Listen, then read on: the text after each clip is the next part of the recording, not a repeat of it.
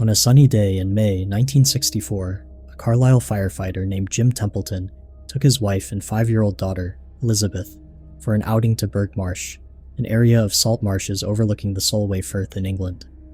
An amateur photographer, Templeton decided to take a few pictures of his daughter in her new dress. It was a quiet, pleasant day, and they saw only a couple of other people, an old woman in a car far in the distance. When Templeton had the film developed, he was shocked by one of the photos of Elizabeth. Standing directly behind her was a tall, strange figure clad in what looked like a white spacesuit with a dark visor. Templeton was adamant that no one else had been there when he took the picture. He and his wife would have certainly noticed someone dressed so bizarrely, standing right behind their child. The figure seems to be positioned at an odd angle and is slightly out of focus, suggesting it was very close to the lens.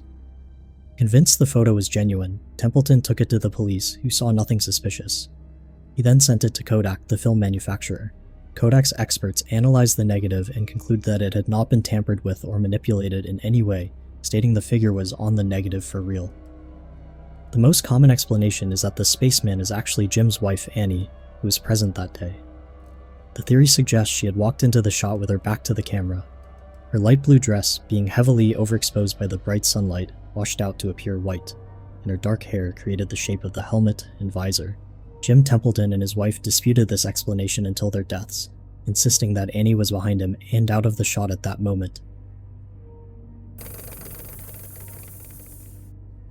In 1919, just after the end of World War I, Sir Victor Goddard's Royal Air Force Squadron gathered for a group portrait. The men had served together aboard the HMS Daedalus, and the photograph was meant to be a keepsake of their time together. The mood was one of camaraderie and relief after the long, brutal war. After the glass plate negative was developed, the men of the squadron were astonished to see an extra face in the photograph. Peeking out from behind an airman in the top row was a ghostly, partial face that hadn't been there in person. The shock turned to disbelief when multiple members of the group recognized the visage. The squadron members identified the face as that of Freddy Jackson, an air mechanic. The chilling fact was that Jackson had been killed 2 days prior to the photo being taken when he accidentally walked into a moving airplane propeller. In a deeply eerie coincidence, the group photograph was taken on the very day of Freddy Jackson's funeral. The men of the squadron believed that Jackson's spirit, perhaps unaware that he was dead, decided to show up for the scheduled group picture with his comrades. At the time, photography used glass plate negatives. While manipulating images was not impossible, it was a highly specialized, difficult, and expensive process, making a casual hoax very unlikely.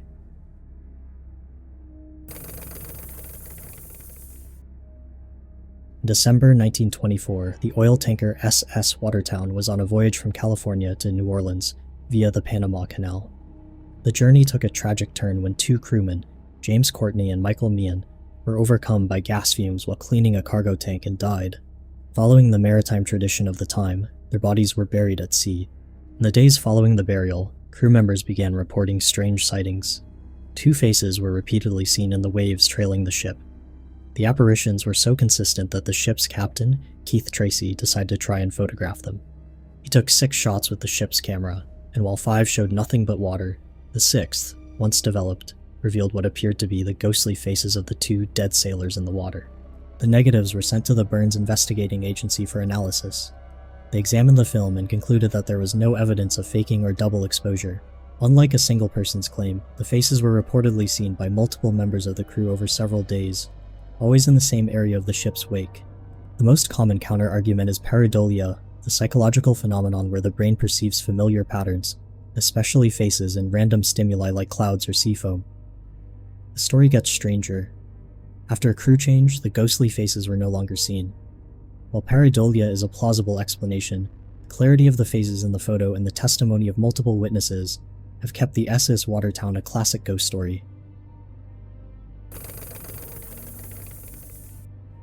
Hessdalen is a remote, 9-mile-long valley in central Norway. For generations, this quiet community was largely unremarkable. However, beginning in December 1981, and continuing with high intensity for several years, residents began reporting bizarre, unidentified lights in the sky and on the ground. The lights are not uniform. They can appear as brilliant, floating balls of light, sometimes stationary for long periods, other times moving at incredible speeds. They can be white, yellow, or red, and are completely silent. Numerous photographs and videos have been taken of the lights since the phenomenon began, capturing these mysterious orbs against the dark Norwegian landscape. The phenomenon attracted serious scientific interest, leading to the establishment of Project Hessdalen in 1983. Scientists have documented the lights with a wide array of equipment, including cameras, radars, spectrographs, and magnetometers. The data confirms the lights are a real physical phenomenon. Radar has tracked them, and spectrographic analysis shows their composition is not from any known conventional aircraft or astronomical source. While the cause remains unknown, it is not considered paranormal. The leading hypothesis suggests a type of atmospheric plasma. The valley is rich in certain metals and minerals and features a unique geology. It's believed that under certain conditions, this environment acts as a sort of natural battery, creating balls of glowing plasma. However, the exact mechanism is still a mystery.